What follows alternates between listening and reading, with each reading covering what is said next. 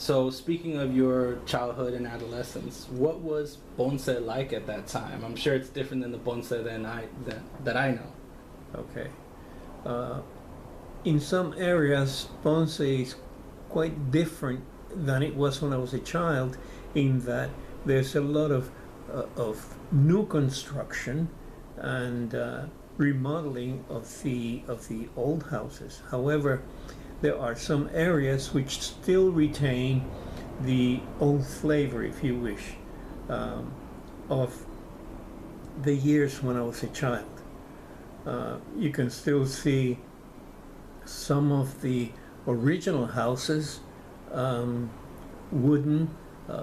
Some of them were single-story or two-story houses, and they still stand today. And the people who live in those houses, many are descendants of the original owners of those houses. Okay.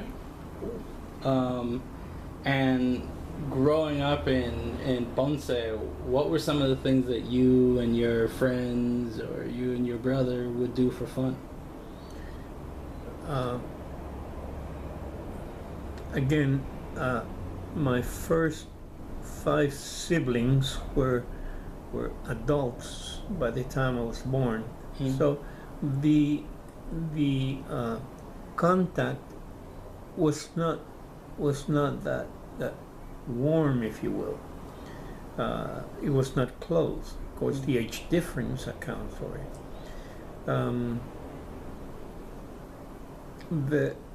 My youth, I remember it kindly.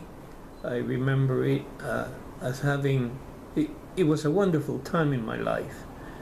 I used to think a lot, and one of the things that invaded my mind was the fact that I wanted to migrate to the United States. It has always been my ideal. And so, for example, in my house, we spoke English regularly. And that was one of the things that encouraged me to eventually move to the States.